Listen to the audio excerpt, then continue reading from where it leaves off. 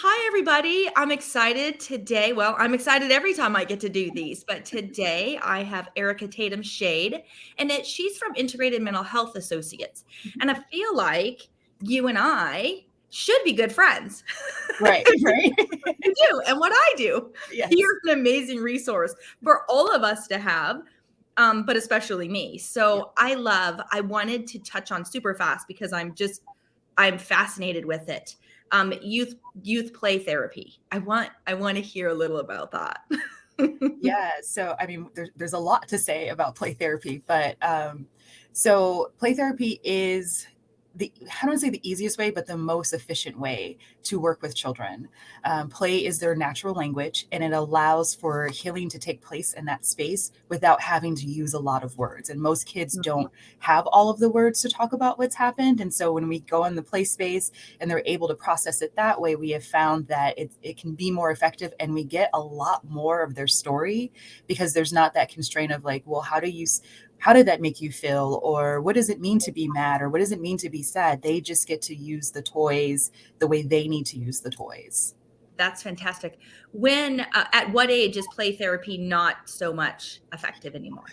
So there's a lot of research right now that says it's even effective for older adults, right? Because it's our first language. So typically around like 12, we're not doing as much just directed play. We're kind of doing more cognitive behavioral play if we're still using games and art and things like that.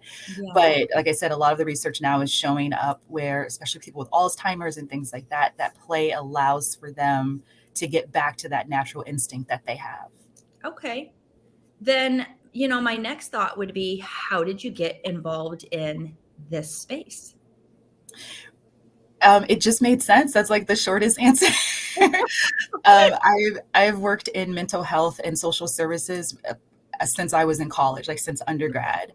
And as I was working with children, I kind of found like just doing regular, hey, sit on the couch and tell me what you're feeling therapy just wasn't effective. And so getting trained in play therapy and taking that extra step to become a registered play therapist, Yeah. it just, like I said, it just made sense. And I've seen so much growth from my clients that it's like, yeah, this works.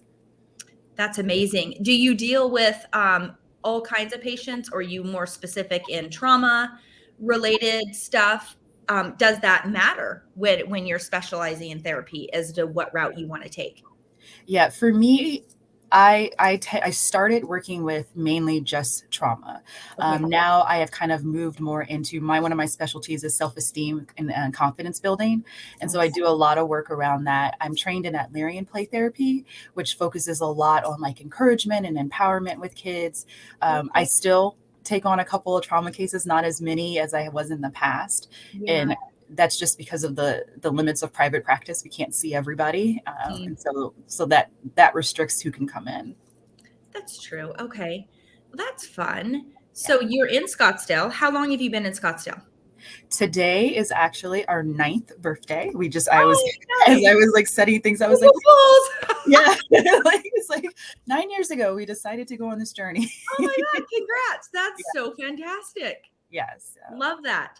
Yeah. Then where did you have you always been in Arizona? Did you go to school somewhere else? No, so I actually am from Michigan originally. I moved out to Arizona for grad school and met my husband in grad school, and he lived here, and so we've been here ever since. Ever since. Yeah. So then I'm thinking medicine. U of A is probably a better medical, right? Aren't they more medical driven school? Did you go there Yes. or did you go to ASU? I went to ASU.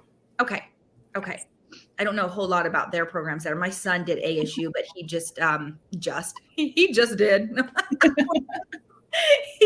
did get his degree, but he's a fire. Oh my God, he's not a fireman. See, I keep trying to get my oldest son to be a fireman. He's a police officer. So he swapped his engineering degree to what was it? Some sort of law degree. But yeah, loved ASU. Yeah. So that's exciting. I'm excited to meet you and hear just a lot more about how'd you get involved with NAWBO? How are we doing for you? What can we do for you? Yeah, so it's actually really interesting. So I got an award from NAWBO in 2021 of the Women of Vision Award. And I went to the conference and I was like, oh, I really need to know more about this. And obviously 2021 was a weird year to get involved because most Yeah. things were online and kind of, and then last year I finally got to go to a couple in-person events, and every event that I was able to go to, it was just for me being in that space with other women business owners and like just being able to connect, because sometimes it's really lonely when Yeah. you're in business and most people sitting at the table don't look like you, right? And so Yeah. NAWBO has been a great way to stay connected and also just see what other people are doing, right? Because again, when you're in private practice, you're in private practice. You're by yourself most of the time. Almost like a tunnel vision, right? Yes. And then you're right, because you're at your office all day doing what you do, and then you need to go home and do that. We don't give a lot of time for, that networking and all of that. So, well, I'm excited to get out, have you come out to more events and stuff and Yes. and hang out. Then are you familiar with some of our members on like DEIB and all of that? Yes. Seems like that might be a good place you want to be. Okay. Yeah. Very Yeah. fun. Yeah, I know September, Tish is going to be taking over the luncheon and doing a full DEIB kind of stuff. Oh, And wow. That's super cool. excited for that. Yeah. So that's so fun. What's one of your favorite things to do around here in Phoenix? Ooh. I love finding like hole in the wall restaurants, like restaurants that aren't exactly like on the top 10 list, Okay. and just going out and like finding these cool places and trying them out and then introducing other people to them. Oh, that's amazing. So what's your most recent favorite? Ooh, I don't want to tell because now everybody's going to go. No, let me think. So there is it's called Sugar Jam, and it's not that far from my house, and they do this amazing, like, I don't even know how to describe the brunch experience, but their brunch experience it's an experience. I'll just say that. Oh, I would love to check that. It's hard to find brunch places that are really cool and unique Yeah. without it being, a big hotel. Yes. And those are always kind of the same stuffiness. So that would be pretty fun to check out. I had a lady on, sounds like so impersonal. I was chatting with one of our members the other day, and she told me about, where did I put it? It's called Toasted Mellow, something like that. Toasted Mellow. Yeah, I wrote it down. It's over here in Gilbert where I live. And apparently it's all about like flavored marshmallows and these specialty marshmallows and s'mores. And I'm like, oh my God, I have to go I'm there. gonna check that one out. Right. And it's woman owned, which is super fun. It's always hard to find those spaces, but that's fantastic. I also read, which I wanted to touch on, it just reminded me, part of your bio talked about public speaking. Yes. Is that you helping people public speak, or you love to public speak? I have fallen into loving public speaking. So I do, it was not what I wanted to do. It just kind of happened. But I do a lot of public speaking on mental health, and actually a lot of speaking to parent groups about how to navigate kind of those early childhood years and those teenage childhood years with their kids. Oh, that's amazing. So if you could throw a tip out to that, see, this actually worked for me. If you could throw a tip out to the parents, what would you say with the way society is right now, and knowing that we're going into some of the really high months for mental health, suicide, and all of that? Yes. I always tell parents it's about providing a space for them to land, right? A non-judgmental, like whatever's going on, you can come and I'll be that listening ear to support you through this. Yeah. And I know as parents, a lot of times we want to fix the problem right away. And especially with our teens, they just need to know that they have the skills and the ability to fix it, and we're just there to support them through that. Yeah, I love that for sure. Yeah, that's amazing. I was just I was invited up to do a workshop, a mental health awareness and suicide prevention workshop at a youth camp in Prescott. And that was amazing. And yeah, it's interesting how not even a lot of adults, even in the mental health space, know some of the things that you would think they should be aware of or should be pushing out. So it's always perplexing to me on some of that. I'm like, how do you not know this? 988 and stuff. But I love what you do. I think that's fantastic. How did you decide to you may have kind of answered it, fell into it. How would you decide to go specific with kids? And are you more specific kids, or you'll do children on up? I'm more specific with kids. I can talk about anything around mental health, right? But it's just, I felt like there was a missing piece, because a lot of times I would go to trainings and I'd be like, that's great information, but how do I take that back and apply that to a 5-year-old? Or how does this apply to the 12-year-old sitting across from me? And so as I was doing more of my own research to figure out how do you take these really big therapeutic concepts and break it down for a child to be able to digest, I kind of just fell into like, oh, and my husband is also a therapist and a trainer. And so I did a training with him, and he's like, well, I don't know anything about kids, so you come up and you talk about the kid part. And it just kind of started from there. Okay. I love how things evolve. Yeah. You're just like, okay, that's my space. Yeah. My space. Like me, I started out really advocating military police suicide prevention. Mm-hmm. But here I am with the kids. Yeah. But I learned, probably like you, as you kind of go through, all of these adult problems start when we're children. Yes. Give skills and techniques and stuff to the kids. Hopefully it'll translate in the adult life not so bad. Because as we know, we can't stop the traumas. We can't stop, negative emotions or negative experiences, but we can teach the children ways to cope with it better. Yes. And so that's exactly why I landed with children. I'm like, just give me the littles. Actually, not little. Give me 12 and up. Yeah. The joke in our office is my goal is to put him out of business, right? So we can do the work when they're younger. They won't need to see a therapist when they're an adult. I totally agree with you. See, I love that. That's why I was like, oh my gosh, she's going to be my new best friend. I absolutely agree with you. What is your thought on, if it's negative, you don't have to say anything, but I'm just curious because I'm really getting deeper into youth hypnotherapy because I feel like it can be amazing. And I feel like using like the teddy bears and things like that they do for littles just is very intriguing. And yeah, I have not heard about it. I haven't done a lot of, oh my gosh, I've been doing about adults going through hypnotherapy. Yeah. Well, because the kids are so much easier to get into that state because they're so imaginative anyway. And I'm like, oh, I just love this. So I'm like, it really depends on who you come across. They're either like, I don't think so. Hypnotherapy in general, right? But I don't know. That's very fun. Yeah. I love having you as a resource though, because I'm not a licensed therapist or a doctor. So there's not a lot I can do, but I do get a lot of people that want someone like you. So I'm like, yes, I always like to have people like you in my pocket. Yeah. And I will say, like, in the practice, there are actually 13 of us in the practice. So, that's good. Yeah, okay. We see everybody 5 and up. We have 2 aging specialists who only work with clients 65 and older. Okay.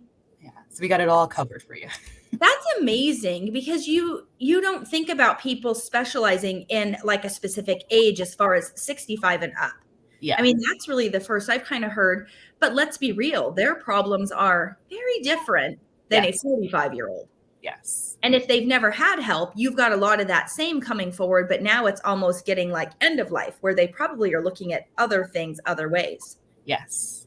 Like my poor dad, my dad just turned 70 2 weeks ago and I turned 49 and I called him and I was like, Dad, I go, how do you do it? He goes, do what? I go, I was thinking about my granddaughter. My granddaughter's going to be 2.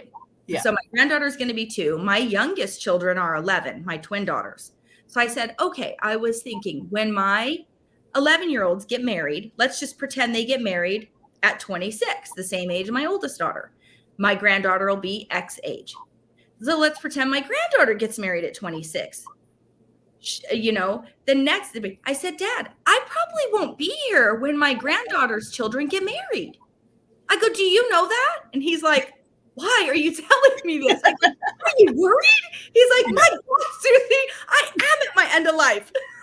Yeah. He goes, I said, I know how stressful. He's like, what is the matter with you? I go, I just want to make sure you're aware of that. Yes. He's like, you know what? I have lived and I am happy with how I lived and what I have. So if I go tomorrow, it is what it is. I'm like, are you sure?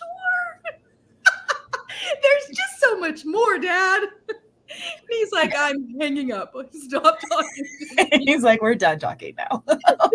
I'm going to enjoy my life now. Goodbye. Yeah, he's like, do not call me if I live to 90. Do not. But I mean, really, I didn't. And I'm like, oh my gosh. So then my, mental brain's like, do not put that in your head, Susie. You already worry about enough crap. You don't have to worry about what's going to happen when you're 70. Right. So I just keep saying, I'm going to be Betty White. I'm going to be Betty White. I'm going to live to, almost 100. That's fine. As long as I'm healthy, right?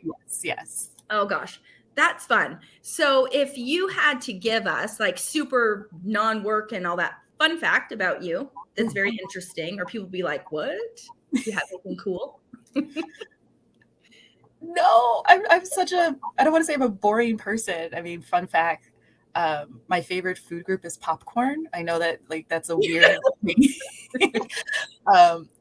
I love Harkins popcorn. Like I don't know what it is about Harkins popcorn, and I buy the big party bag once a week and just keep it for myself. So that's good. So then I have that's my self-care is popcorn.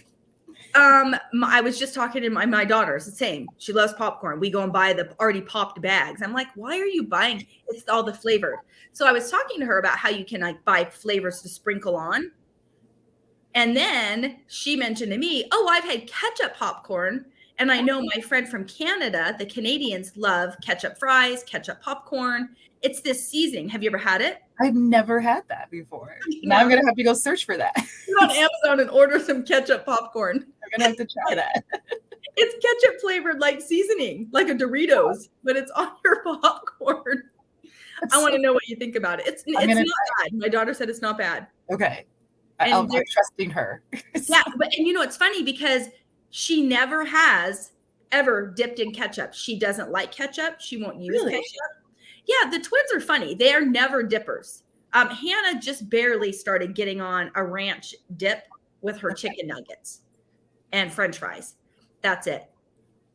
They've never. Now my granddaughter, she wants to dip in everything. Like whatever you have, I'm dipping my food in it. Yeah.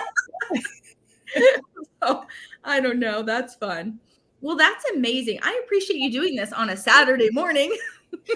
Well, I'm working today, so it was like, hey, this is are you? I think that's probably it. Yeah.